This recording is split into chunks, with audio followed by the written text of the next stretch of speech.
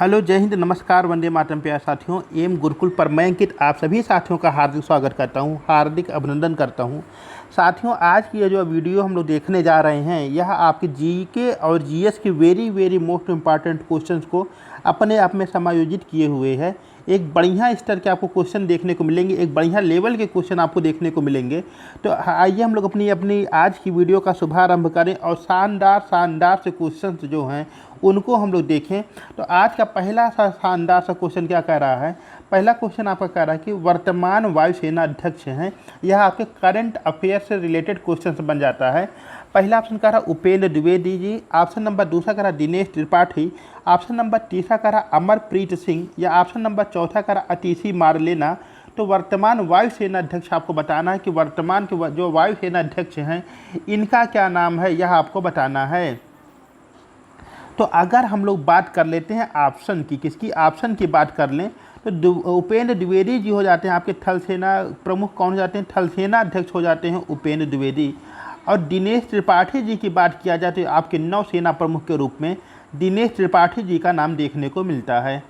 वहीं अगर बात किया जाए ऑप्शन नंबर चौथे की, यानी कि अतिशी मारलेना, तो अभी हाल में ही आपकी दिल्ली राज्य के अंतर्गत अरविंद केजरीवाल जी की जगह पर जो मुख्यमंत्री बनी हैं उनका नाम हो जाता है अतिशी मारलेना। तो बचा कौन? ऑप्शन नंबर तीसरा हमारा बच रहा है। तो एक बात तो क्लियर होगी, तो बचा हुआ जो विकल्प है वही हमारा सही जवाब हो जाएगा।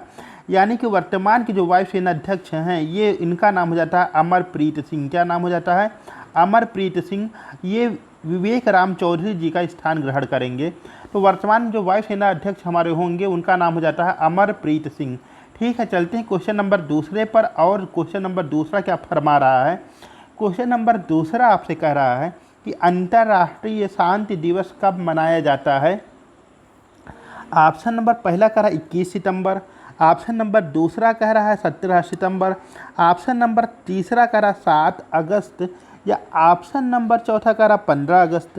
तो इसमें से बताना है कि अंतर्राष्ट्रीय शांति दिवस कब मनाया जाता है।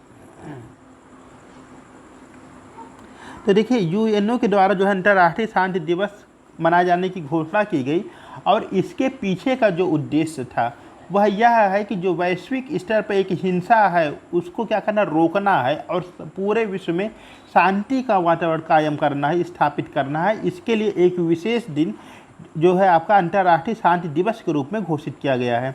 अगर इसके ऑप्शन की बात किया जाए तो 17 सितंबर जो हो जाता है, 17 सितंबर को अभियंता दिवस के रूप में मनाते हैं, यानी कि इंजीनियर्स डे के रूप में मनाते हैं 17 सितंबर को। 7 अगस्त की बात करें तो 7 अगस्त को हम लोग कैसे भूल सकते हैं कि भाला फेंक दिवस के रूप में मनाया जाता है आपका 7 अगस्त। और इसी के साथ ही साथ राष्ट्रीय हथकरघा दिवस, हैंडलूम डे भी आपको माना जाता है 7 अगस्त को।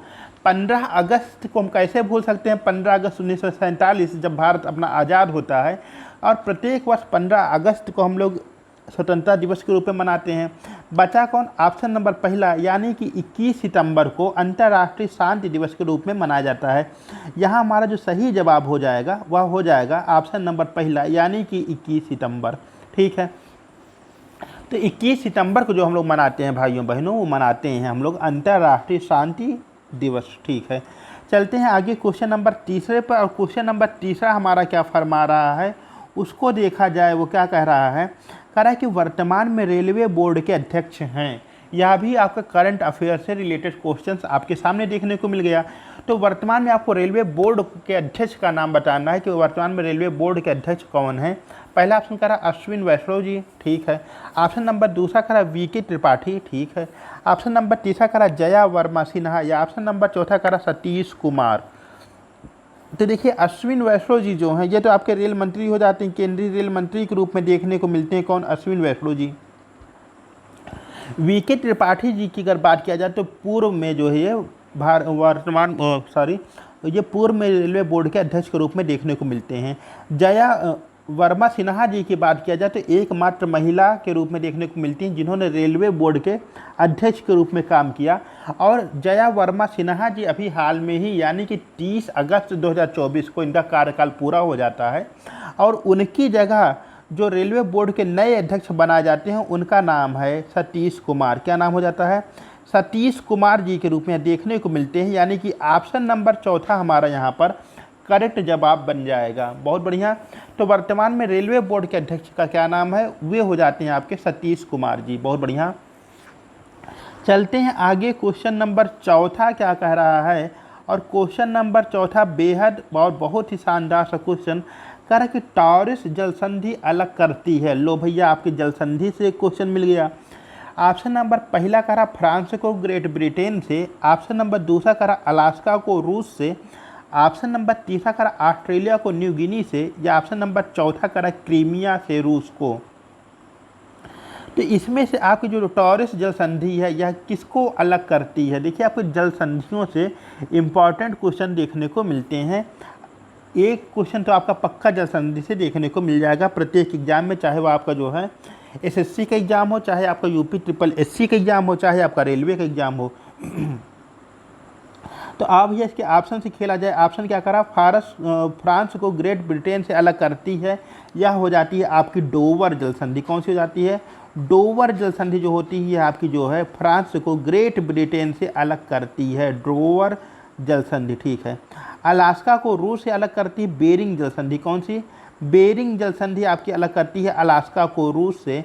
और ऑप्शन नंबर चौथे की बात किया जाए, क्रीमिया को रूस से अलग करती है, यह हो जाती है आपकी चर्च जल संधि। कौन सी हो जाती है? कर्च जल संधि।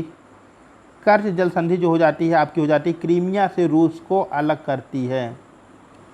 तो बचा कौन? ऑप्शन नंबर तीसरा बचा, यानी कि जो टॉरिस जल संधि है यह ऑस्ट्रेलिया को न्यू गिनी से अलग करती है। किससे अलग करती है? ऑस्ट्रेलिया को न्यू गिनी से जो अलग करती है वह बन जाती है आपकी टॉरिस जल संधि। ठीक है। देखिए, जल संधियाँ क्या करती हैं? किसी दो भूखंडों को या तो अलग करती हैं या तो उनको जोड़ती हैं। ठीक है। तो जो आपकी टॉरिस जल संधि या ऑस्ट्रेलिया को न्यू गिनी से पृथक करती है। चलते हैं क्वेश्चन नंबर 5 पे, और क्वेश्चन नंबर 5 कह रहा है कि ओमान की राजधानी है। ऑप्शन नंबर पहला कह रहा ताशकंद, ऑप्शन नंबर दूसरा कह रहा बगदाद, ऑप्शन नंबर तीसरा कह रहा आपका सियोल, या ऑप्शन नंबर चौथा कह रहा मस्कट। तो ओमान की राजधानी आपको बताना है।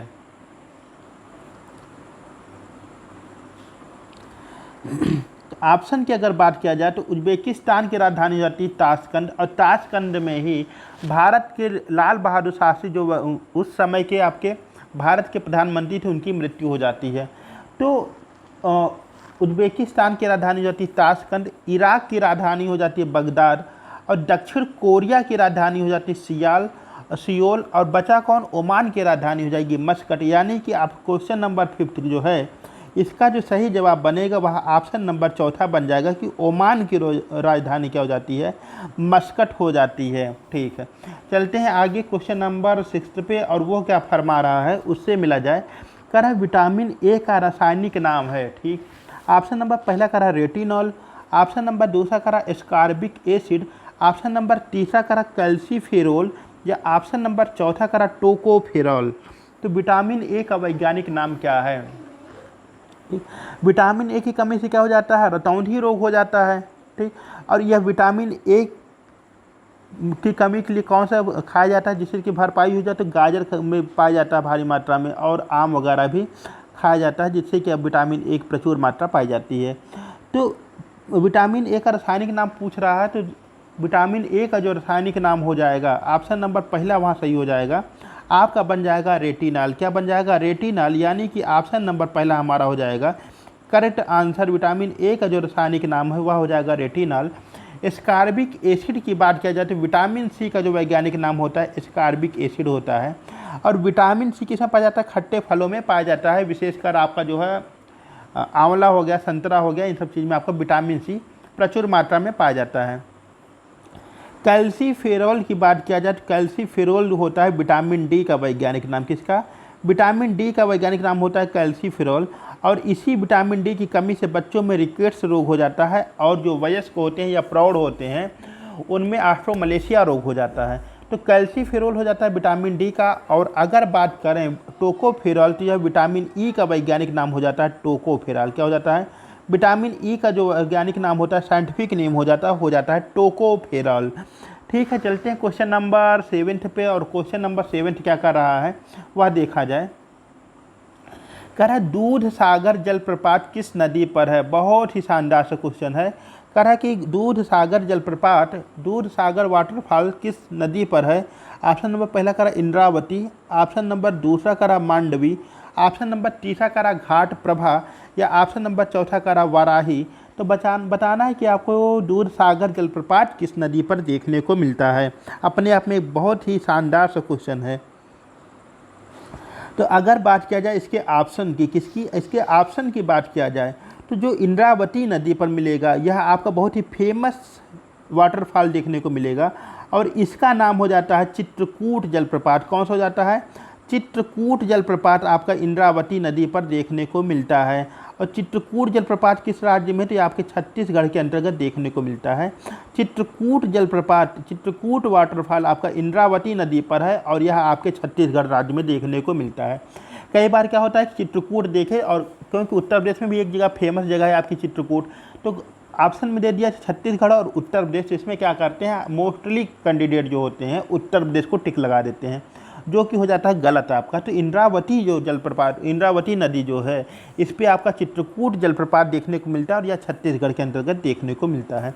घाट प्रभा नदी की बात किया जाए तो घाट प्रभा नदी पर जो प्रसिद्ध जलप्रपात है यह आपके गोकाक जलप्रपात के रूप में मिलता है। किस रूप में देखने को मिलता है? ये गोकाक जलप्रपात के रूप में हम लोग इसको जानते हैं, जो हम घाट प्रभा नदी पर देखने को मिलता है। वराही नदी पर जो फेमस जलप्रपात है इसका नाम है कुचिकल जलप्रपात। कौन सा? कुचिकल। ठीक, तो बता कौन सा आपका कि दूध सागर जलप्रपात किस नदी पर है। ऑप्शन नंबर दूसरा सही हो जाएगा। दूध सागर जलप्रपात हो जाता है आपका मांडवी नदी पर। किस नदी पर? मांडवी नदी पर हो जाता है। और मांडवी नदी पर किस राज्य के अंतर्गत? तो यह आपके गोवा में देखने को मिलता है आपका दूध सागर जलप्रपात, और यह आपके मांडवी नदी पर देखने को मिलता है। बहुत बढ़िया, चलते हैं आगे हम लोग क्वेश्चन नंबर 8 पर। और क्वेश्चन नंबर 8 क्या कह रहा है वह देखा जाए। कह रहा है कि हैदराबाद किस नदी के किनारे बसा हुआ है। देखिए, यहाँ से क्वेश्चन भी आपको बहुत अच्छे बनते हैं, क्योंकि नदियों के किनारे जो प्रसिद्ध नगर हमारे बसे हुए हैं उनके बारे में पूछ लेता है। किस नदी के किनारे कौन सा प्रसिद्ध नगर या शहर आपका बसा हुआ है। तो हैदराबाद किस नदी किनारे बसा है यह भी आपको बताना है। बहुत ही शानदार क्वेश्चन है। ऑप्शन नंबर पहला करा छिप्रा नदी, ऑप्शन नंबर दूसरा करा राप्ती नदी, ऑप्शन नंबर तीसरा करा मूसी नदी, या ऑप्शन नंबर चौथा करा हुगली नदी। तो हैदराबाद किस नदी के किनारे बसा है यह आपको बताना है। अगर बात किया जाए कि इसके विकल्प की, अगर इसके हम लोग ऑप्शन की चर्चा करें तो ये छिप्रा नदी है, इसके किनारे जो शहर बसा हुआ है यह उज्जैन है। कौन सा? उज्जैन, महाकाल का नगर जो बसा हुआ है यह आपके छिप्रा नदी के किनारे बसा हुआ है। राप्ती नदी के किनारे जो बसा है आपका गोरखपुर। कौन सा? गोरखपुर जो शहर आपका बसा हुआ है यह आपके राप्ती नदी के किनारे बसा हुआ है। हुगली नदी की बात किया जाए तो इसके किनारे जो आपका प्रसिद्ध शहर बसा है वह आपका कोलकाता के रूप में देखने को मिलता है। किस रूप में? कोलकाता के रूप में देखने को मिलता है। तो बचा कौन? ऑप्शन नंबर तीसरा बचा, यानी कि जो आपका हैदराबाद शहर है यह मूसी नदी के किनारे बसा हुआ है।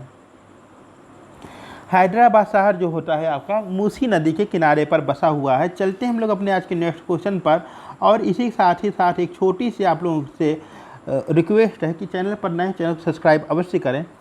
अगला क्वेश्चन कह रहा है आपकी वर्तमान में समवर्ती सूची में कितने विषय हैं। ऑप्शन नंबर पहला करा 100 विषय, ऑप्शन नंबर दूसरा करा 61 विषय, ऑप्शन नंबर तीसरा करा 52 विषय, या ऑप्शन नंबर चौथा करा इनमें से कोई नहीं।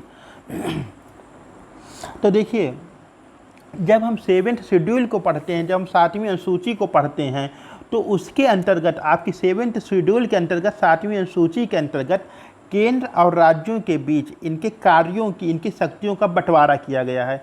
उसी में के अंतर्गत आपको 3 तरह की सूचियां देखने को मिलती हैं। एक हो जाती है आपकी संघ सूची, एक हो जाती है राज्य सूची, और एक हो जाती है आपकी समवर्ती सूची। केंद्र सूची के मामले में क्या होता है कि संघ सूची के मामले में क्या होता है कि जो केंद्र है उस जो विषय दिए गए हैं उनके संदर्भ में वह कानून, वह नियम बनाता है। राज्य सूची के अंतर्गत भी कुछ विषय दिए गए हैं जिनके अंतर्गत जो आप राज्य होता है, राज्य अपना कानून बनाता है। और एक फिर बना दिया गया समवर्ती सूची। समवर्ती सूची के अंतर्गत क्या होता है कि मान लीजिए किसी विषय पर केंद्र भी अपना कानून बना रहा और राज्य भी कानून बना रहा है। अब यहाँ क्या होगा कि दोनों का कानून बन गया, लेकिन जो प्रभावी होगा, जो लागू होगा, वह केंद्र का जो कानून है उसको प्रायोरिटी दी जाएगी, उसको प्राथमिकता दी जाएगी और उस कानून को लागू कर दिया जाएगा।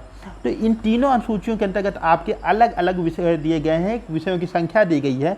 तो ये पूछ रहा कि जो समवर्ती सूची है आपकी, इसके अंतर्गत कितने विषय दिए गए हैं। तो देखिए, अगर बात किया जाए 100 विषय किसमें है, तो आपके जो संघ सूची के अंतर्गत 100 विषय देखने को मिलते हैं। किसमें? आपके संघ सूची के अंतर्गत 100 विषय देखने को मिलते हैं संघ सूची में, और 61 विषय आपके देखने को मिलते हैं राज्य सूची के अंतर्गत। कहाँ पर? राज्य सूची के अंतर्गत आपके जो है 61 विषय देखने को मिलते हैं। और समवर्ती सूची की अगर बात करें तो इसके अंतर्गत आपके 52 विषय देखने को मिलते हैं। कितने? 52 विषय आपके समवर्ती सूची के अंतर्गत देखने को मिलते हैं, जिस पर केंद्र और राज्य दोनों अपने कानून बनाते हैं और जो प्रभावी कानून होता है वह केंद्र का माना जाता है।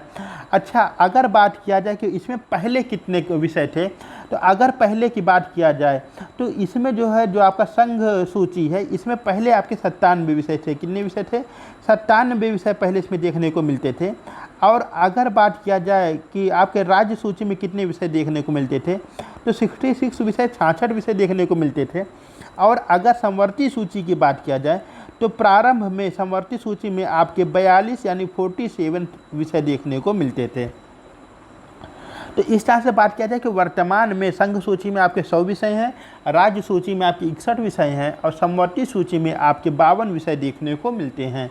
चलते हम लोग क्वेश्चन नंबर 10 पर, और क्वेश्चन नंबर 10वां क्या कह रहा है उसके बारे में थोड़ी सी जानकारी लिया जाए और मिलते हैं हम लोग अपने नेक्स्ट क्वेश्चन से कि भारत की पहली महिला राष्ट्रपति कौन थी। बहुत ही आसान सा क्वेश्चन है।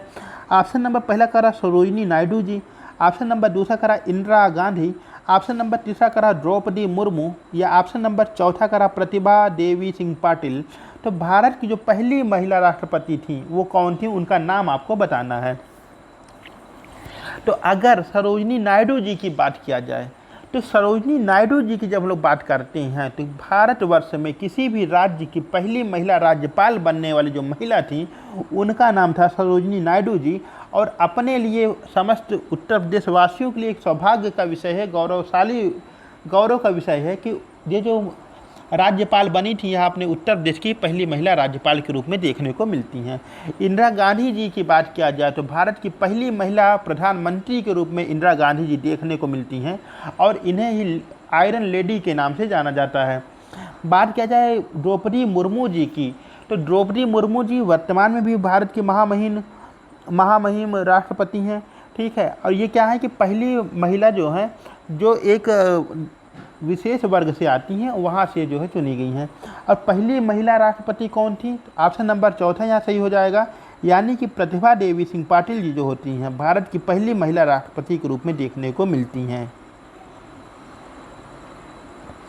चलते हम लोग आगे अपने आज के नेक्स्ट क्वेश्चन पर, और अगला क्वेश्चन क्या कर रहा है कि लोकसभा का चुनाव लड़ने के लिए न्यूनतम आयु होनी चाहिए। ऑप्शन नंबर पहला करा 25 वर्ष, ऑप्शन नंबर दूसरा करा 18 वर्ष, ऑप्शन नंबर तीसरा करा 35 वर्ष और ऑप्शन नंबर चौथा करा 21 वर्ष। तो लोकसभा का चुनाव लड़ने के लिए न्यूनतम आयु कितनी होनी चाहिए यह आपको बताना। ये भी बहुत ही शानदार सा क्वेश्चन है। ठीक, तो देखिए अगर इसमें ऑप्शन की चर्चा की जाए तो ऑप्शन नंबर दूसरा देखिए, जो इसमें आपका 18 वर्ष दिया गया है, तो 18 वर्ष यह आपके मतदान की उम्र होती है। ठीक है, आप 18 वर्ष जैसे ही कंप्लीट करेंगे आपको मत देने का अधिकार प्राप्त हो जाएगा और आप क्या करेंगे, अपना जो है एक वोटर आईडी कार्ड बनवा लेंगे। उसके बाद का जो भी चुनाव होगा आप उसमें कूद के लाइन में लगिए और बटन दबाकर जिसको आप पसंद करते हैं, जिस पार्टी को, उस पार्टी के किसी व्यक्ति को चुनाव जिताने में अपनी भूमिका अदा करिए। अच्छा, पहले क्या था, 1989 के पहले जो मतदान की उम्र थी, मत देने की उम्र थी, जो आपकी 18 वर्ष वर्तमान में है, यह पहले 21 वर्ष थी। कितनी थी? 21 वर्ष थी। लेकिन क्या हुआ कि 61वां संविधान संशोधन, कौन सा? 61वां संविधान संशोधन हुआ आपका 1989 के अंतर्गत, और इसमें क्या किया गया कि जो मतदान करने की उम्र है, मत देने की उम्र है, 21 वर्ष से घटा करके आपकी 18 वर्ष कर दी गई। और इस दरमियान जो भारत के प्रधानमंत्री थे वो थे श्री राजीव गांधी जी। तो राजीव गांधी जी के कार्यकाल में जो आपके मतदान करने की उम्र है 21 वर्ष से घटाकर 18 वर्ष कर दी गई। तीसरे ऑप्शन की बात किया जाए 35 वर्ष जो कह रहा है, तो भारत में जो राष्ट्रपति चुने जाते हैं उनके लिए जो न्यूनतम उम्र होती है वह होती है 35 वर्ष, और 21 वर्ष जो दिया गया है जो आपकी पंचायतें होती हैं, पंचायतों का चुनाव लड़ने के लिए, आपकी ग्राम पंचायतों का चुनाव लड़ने के लिए जो आपकी न्यूनतम उम्र होनी चाहिए वह 21 वर्ष होनी चाहिए, और लोकसभा का चुनाव लड़ने के लिए आपकी न्यूनतम उम्र होनी चाहिए 25 वर्ष। यानी कि ऑप्शन नंबर पहला हमारा हो जाएगा सही जवाब। चलते हम लोग अपने आज के नेक्स्ट क्वेश्चन पर, और आज का नेक्स्ट क्वेश्चन क्या कर रहा है, कह रहा जौनपुर शहर की स्थापना किसने की। ऑप्शन नंबर पहला करा मोहम्मद बिन तुगलक, ऑप्शन नंबर दूसरा करा गयासुद्दीन तुगलक, ऑप्शन नंबर तीसरा करा फिरोज शाह तुगलक, या ऑप्शन नंबर चौथा करा सिकंदर लोदी। तो जौनपुर शहर की स्थापना किसने की थी। तो अगर सिकंदर लोदी की बात करें तो सिकंदर लोदी 1504 में, कब 1504 में सिकंदर लोदी क्या करता है, आगरा शहर की स्थापना कर देता है। ठीक है, तो आगरा शहर की स्थापना कौन करता है, आगरा शहर की स्थापना करता है सिकंदर लोदी, और 1504 के अंतर्गत करता है। ठीक है, अगर मोहम्मद बिन तुगलक की बात किया जाए तो दिल्ली सल्तनत में जितने भी शासक हुए उसमें सर्वाधिक पढ़ा लिखा और योग्य शासक जो था मोहम्मद बिन तुगलक था। और मोहम्मद बिन तुगलक का जो चचेरा भाई था वह था आपका फिरोज शाह तुगलक। कौन था, फिरोज शाह तुगलक। और मोहम्मद बिन तुगलक का एक उपनाम था जूना खान। क्या नाम था, जूना खान इसका उपनाम था मोहम्मद बिन तुगलक का। जब मोहम्मद बिन तुगलक की मृत्यु हो जाती है तो फिरोज शाह तुगलक अपने चचेरे भाई यानी कि जूना खान की याद में जौनपुर शहर की स्थापना कराता है। तो ऑप्शन नंबर तीसरा यहाँ पर आपका करेक्ट आंसर हो जाएगा। फिरोज शाह तुगलक जो है यह आपकी जौनपुर शहर की स्थापना करवाता है। फिरोज शाह तुगलक ही वह प्रथम दिल्ली सल्तनत का शासक था जिसने रोजगार कार्यालय की स्थापना करवाई, और ब्राह्मणों पर जजिया कर भी लगाता है फिरोज शाह तुगलक। और इसके साथ ही साथ दारुल उल सफ़ा यानी मुफ्त में जो आपकी चिकित्सा व्यवस्था है इसके लिए भी जो है उपाय करता है फिरोज शाह तुगलक। चलते हम लोग क्वेश्चन नंबर 13 पर, और वह कह रहा है कि वास्को डी गामा भारत कब आया। ऑप्शन नंबर पहला कह रहा है 1496, ऑप्शन नंबर दूसरा कह रहा है 1497, ऑप्शन नंबर तीसरा कह रहा है 1498, या ऑप्शन नंबर चौथा कह रहा 1600। तो वास्को डी गामा भारत कब आया। वास्को डी गामा आपका यूरोपीय व्यक्ति था, पुर्तगाली था यह। और वास्को डी गामा के बारे में एक क्वेश्चन आता है कि वास्को डी गामा ने भारत की खोज कब की। असल में हुआ ये था कि भारत की खोज वास्को डी गामा ने नहीं की थी। ठीक, वास्को डी गामा के बाप दादा के पहले भी जो उनके बाप दादा थे वो भी भारत से और इंडोनेशिया से व्यापार करने आते रहते थे। इनका पूरा व्यापार यूरोप वासियों का भारत और इंडोनेशिया संचालित होता था गरम मसाला इत्यादि के लिए। हुआ एक प्रारंभ में क्या कहते थे कि बाल्कन प्रदेश से निकले, फिर जो है तुर्की इराक होते हुए दजला फरात होते हुए लोग आ जाते थे भारत। ठीक है, लेकिन हुआ ये कि 1453 में वहाँ पे उस्मानिया सल्तनत का एक जन्म हुआ तुर्की के अंतर्गत। और उस्मानिया सल्तनत का जब उद्भव हुआ तो वहाँ पर और यूरोप वासियों के बीच में खटास हुई, क्योंकि वह मार्ग होते हुए लोग आते थे। अब वहाँ पर लड़ाई छिड़ जाने के कारण यूरोप वासियों के लिए एक दूसरा रास्ता खोजने की ज़रूरत थी जो कि बिना तुर्की इराक होते हुए जो है भारत तक आ जाए। तो 1498 के अंतर्गत क्या होता है कि वास्को डी गामा आता है और इसने भारत तक समुद्री मार्ग की खोज की थी। किसकी खोज की थी कि तो इसने जो है एक समुद्री मार्ग की खोज की भारत पहुंचने के लिए। तो वास्को डी गामा जो भारत आता है 1498 के अंतर्गत। चलते हम लोग आगे अपने आज के नेक्स्ट क्वेश्चन पर, और नेक्स्ट क्वेश्चन क्या कह रहा है, कह रहा महाराजा जयसिंह ने कहाँ वेधशाला नहीं बनवाई थी। ऑप्शन नंबर पहला कह रहा उज्जैन, ऑप्शन नंबर दूसरा कह रहा मथुरा, ऑप्शन नंबर तीसरा कह रहा दिल्ली, या ऑप्शन नंबर चौथा कह रहा नागपुर। तो महाराजा जयसिंह ने इनमें से वेधशाला कहाँ नहीं बनवाई थी वह आपको बताना है। तो देखिए महाराजा जयसिंह ने कुल 5 जगहों पर वेधशालाओं का निर्माण कराया था। उसमें से आपको बताना है कि इनमें से कौन सा पॉइंट है जहाँ पर उन्होंने वेधशाला का निर्माण नहीं कराया था। तो महाराजा जयसिंह ने कहाँ कहाँ बनवाया था उसको देख लेते हैं। महाराजा जयसिंह ने उज्जैन में बनवाया था वेधशाला, मथुरा में और दिल्ली में, इसके साथ साथ वाराणसी में, और वाराणसी के साथ साथ इन्होंने जयपुर में भी वेधशाला का निर्माण कराया था। इन्होंने कहाँ नहीं करवाया था, तो ऑप्शन नंबर चौथा यहाँ पर करेक्ट हो जाएगा। नागपुर में महाराजा जयसिंह ने किसी वेधशाला का निर्माण नहीं कराया था। चलते हैं आगे क्वेश्चन नंबर आज के अपने अंतिम क्वेश्चन पर, और कह रहा है कि 1857 के विद्रोह के समय भारत का गवर्नर कौन था। ऑप्शन नंबर पहला का रहा लॉर्ड डलहौजी, ऑप्शन नंबर दूसरा का रहा लॉर्ड मिंटो, ऑप्शन नंबर तीसरा का रहा लॉर्ड कैनिंग, ऑप्शन नंबर चौथा का रहा लॉर्ड बैटिंग। इसका जवाब आप कमेंट बॉक्स में बताइएगा। मिलते हैं अपने अगली वीडियो में, तब तक के लिए नमस्कार।